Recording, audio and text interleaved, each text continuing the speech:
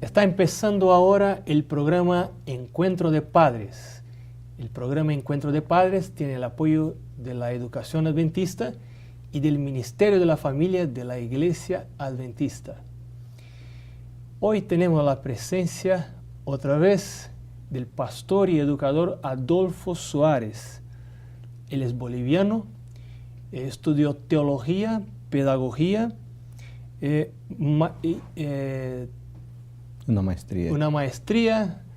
Tuve una maestría de teología, maestría y doctorado en ciencia de la religión y actualmente está en un programa de doctorado en educación religiosa. Hoy nuestro tema es sobre la autoridad de los padres. Pastor, ¿hay una época especial para que los padres desarrollen el concepto de autoridad en los hijos? Es un asunto importante. La autoridad de los padres, digo. Sí. Yo creo que la época es desde siempre. Obviamente desde niño, la niñez, la primera infancia es el momento más oportuno. Desde la cuna.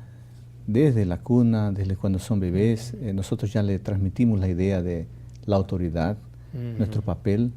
Pero yo insisto en la idea de que antes de que nosotros nos preocupemos en evidenciar nuestra autoridad, debemos cumplir nuestros papeles de papás y de mamás.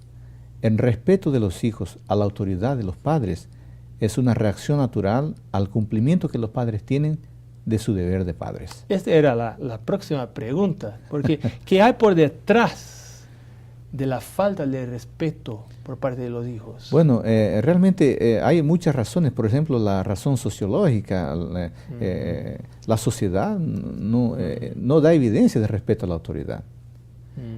Los medios de comunicación, infelizmente, no enseñan a nuestros niños a respetar la autoridad. Nosotros como cristianos decimos que por detrás de la falta de respeto a la autoridad está infelizmente el pecado que toma cuenta de todas las cosas negativas. Entonces la rebeldía de los hijos en contra de los padres es un grito de alerta. Exactamente. Normalmente la rebeldía de los hijos es una demostración de que alguna cosa anda equivocada con la postura de los padres. Porque si nosotros no somos responsables, en verdad los hijos nos cobran. Y muchas veces por educación no nos dicen, pero la rebeldía es una alerta diciendo, no están cumpliendo, ¿cómo quieren que yo cumpla? Y a veces no saben conscientemente lo que pasa, porque son pequeños. No puede expresar lo que pasa. Pero la rebeldía es una manera de expresar. De expresar de que los adultos no están cumpliendo con su papel. Puede ser, es bueno que esclarezcamos esto, pastor, puede ser que algunos padres piensen que toda la responsabilidad sobre autoridad, sobre educación, parece que está solo hablando de los padres. Claro, nosotros somos los adultos, ¿no? Claro. Somos los modelos. Y la educación de los hijos no es una lotería, no es un bingo, es algo proposital, intencional, que depende en grande medida de nuestra postura en el hogar. ¿Y qué ocurre cuando un padre, por ejemplo, desmerece la autoridad de la madre en frente de los hijos? Eso es terrible. Eso es terrible porque produce en los niños el sentimiento de conflicto. Al final de cuentas él piensa, ¿en quién puedo confiar? ¿Quién está en la verdad? Nosotros los padres tenemos el derecho de equivocarnos, pero algunas cosas deberíamos evitar al máximo, y esa es una de ellas. Conversar, dialogar, a fin de que tengamos una postura semejante delante del niño. Y si alguna cosa tiene que ser arreglada, que sea en otro momento y no delante del niño. En la pieza. En la pieza, aparte. Claro, los dos solitos, hablar lejos de los niños. Claro, el problema es menor cuando nosotros dejamos que una situación avance un poco, de que en el momento delante del hijo nosotros demostremos antagonismo, desequilibrio en nuestras posturas educacionales. ¿Y qué influencia hay en la actitud de respeto para con los padres en relación con la escuela? Porque el respeto a los papás es el parámetro para los niños de responsabilidad delante de la sociedad. Si un niño no respeta a su papá en casa, evidentemente tendrá poca motivación para respetar a los maestros.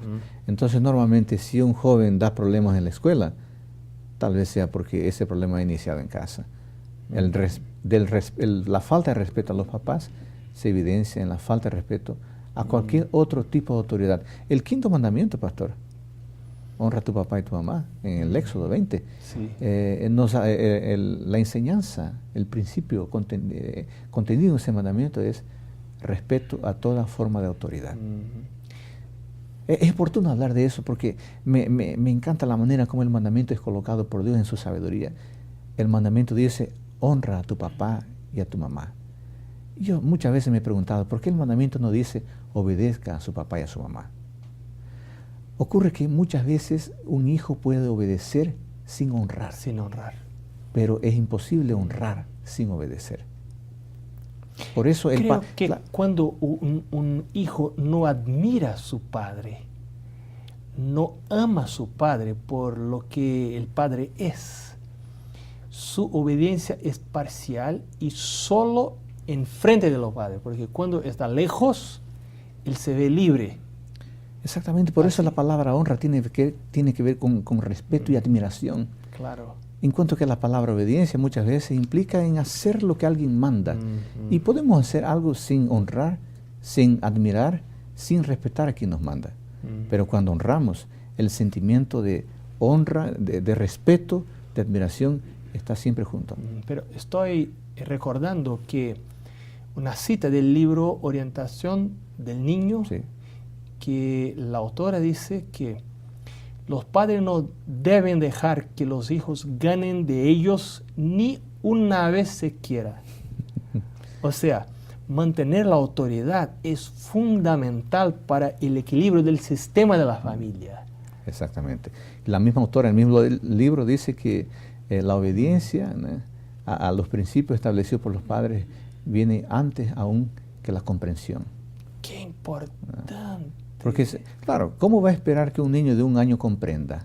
O de 2 años comprenda. No, es necesario que antes del juicio venga la obediencia.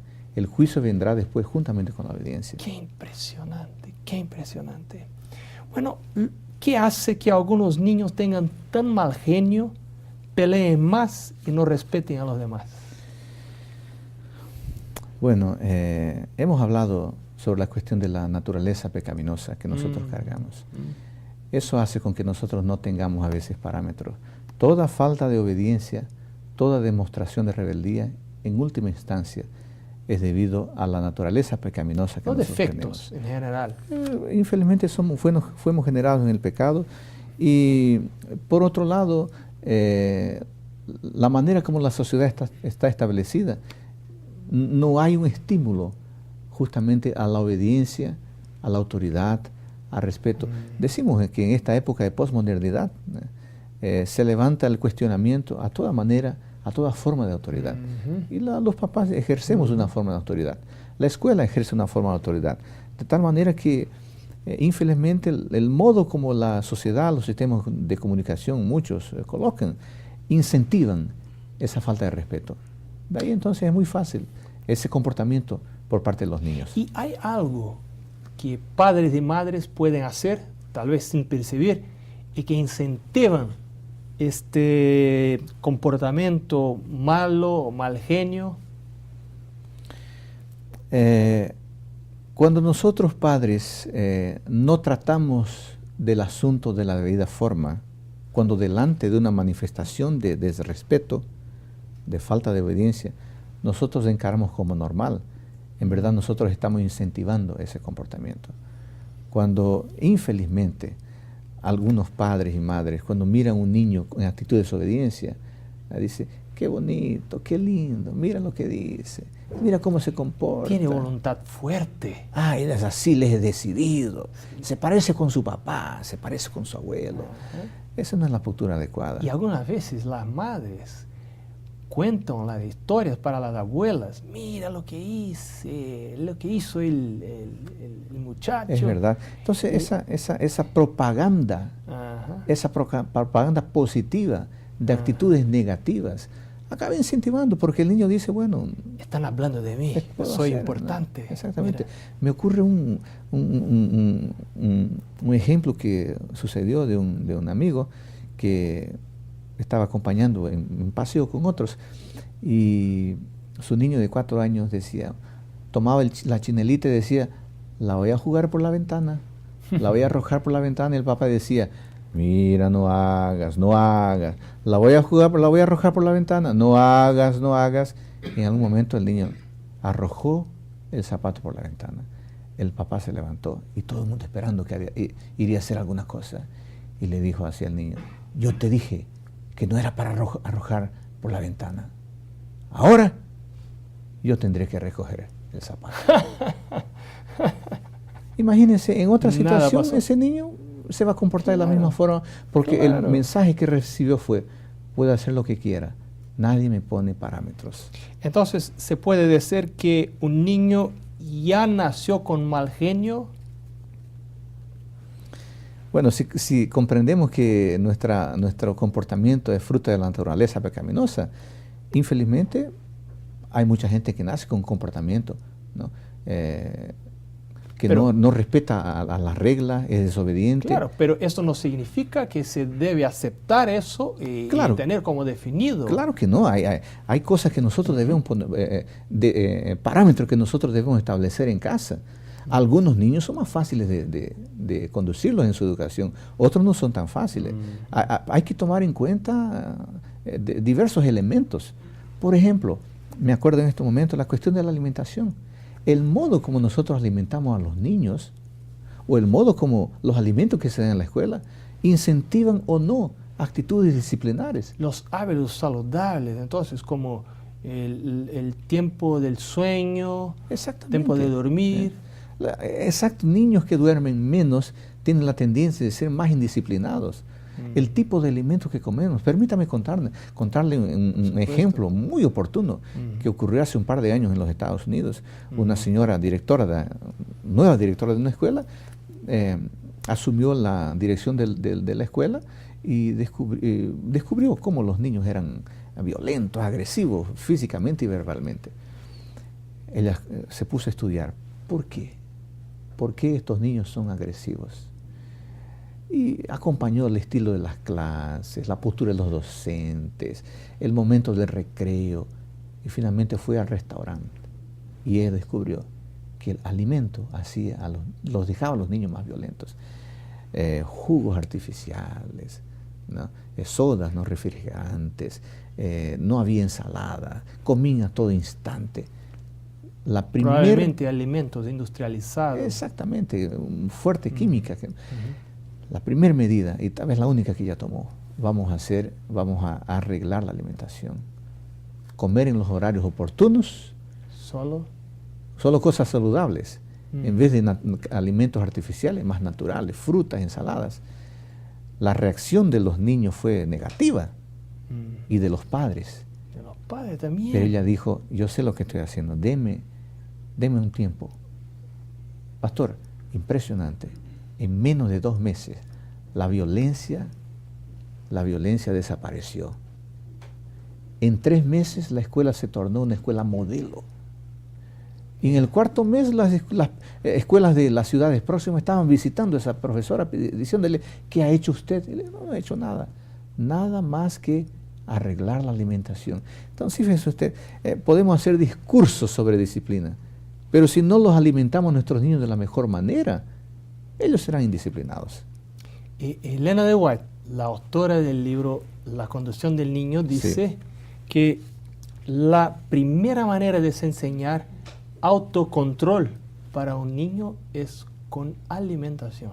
Exactamente. También por la regularidad, saber elegir lo que es apropiado, lo que es saludable, rechazar, no usar lo que no es saludable, aunque uno le guste lo que no es bueno, no use.